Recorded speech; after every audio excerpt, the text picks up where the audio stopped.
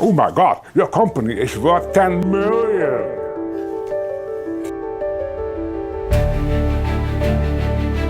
Blender 3D is a name that resonates with digital artists, animators, and game developers all across the globe. But how did this powerful open source software come to be? In this video, we'll take you on a journey through Blender's history, all the way from its humble beginnings to its rise as a revolutionary tool in the 3D world. Join us as we explore the story of Blender 3D, the community that brought it to life, and the innovations that continue to push the boundaries of what's possible in digital content creation.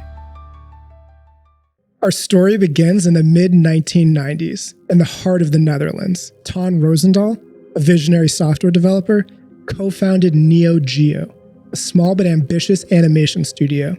Neo Geo quickly became one of the largest 3D animation studios in the country, known for their commercial work. However, Ton wasn't satisfied with the tools available at the time.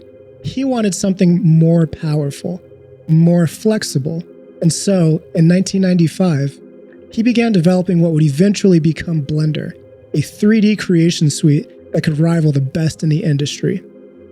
Ton quickly made notable innovations like the subdivided workspace, which for me is really difficult to imagine ever working without. I used a subdivision interface. In those days, every program would open in 20, 30 different windows. We should have a flat interface, which you subdivide and you assign functions and editor type to a subdivision thing. And if you want to have two editors next to each other, you should be able to do that. In 1998, Blender was released to the public as a shareware under the banner of Not a Number Technologies, or NAN. It was a bold move, but it was just the beginning of a much bigger journey. Despite its promise, the early 2000s were a challenging time for NAN.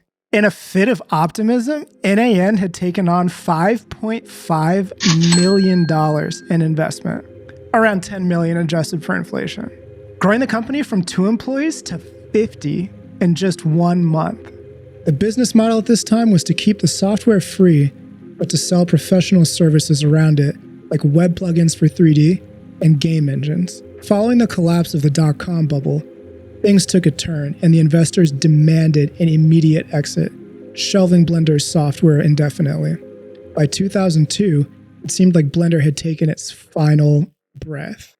But Ton wasn't ready to give up on Blender. He believed in the potential of the software and the power of community-driven development. And so he launched the Free Blender campaign, aiming to raise 100,000 euros to buy back the rights to Blender and release it as open source software. And the response was overwhelming. In just a few months, the campaign reached its goal.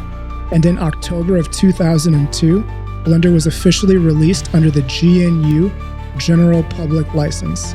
Blender was now free for anyone to use and distribute, a true victory for the open source movement. With its new open source status, Blender quickly gained a passionate community of users and developers from around the world. The Blender Foundation was established to oversee the software's development, and the community began contributing to Blender's growth at an unprecedented pace. To showcase Blender's capabilities and to push its development forward, the Blender Foundation launched a series of open movie projects. These films, created entirely with Blender, demonstrated the software's power and versatility, inspiring countless artists and developers.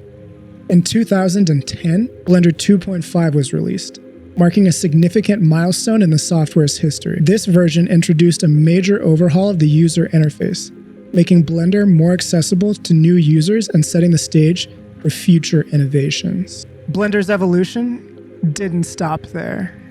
In 2019, Blender 2.8 was released, bringing with it a host of groundbreaking features,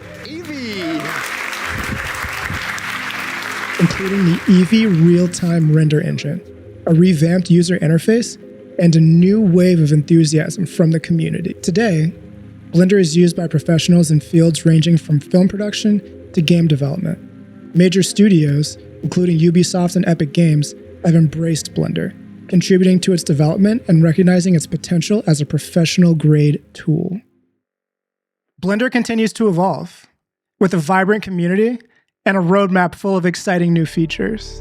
From its humble beginnings in a small Dutch animation studio to its current status as a leading 3D creation suite, Blender's journey is a testament to the power of open source software and the creativity of the global community. As Blender looks to the future, one thing is clear. The software story is far from over. With each new release, Blender pushes the boundaries of what's possible, empowering creators everywhere to bring their vision to life. And as long as there are those who believe in the power of creativity and collaboration, Blender will continue to thrive. Thank you as always for watching. I really appreciate it. Let me know if you like this style of video. Usually I'm doing more of like a tutorial style or a walkthrough style, so let me know how you felt about this. I always appreciate the likes. I always appreciate the subscriptions, and I'll catch you next time.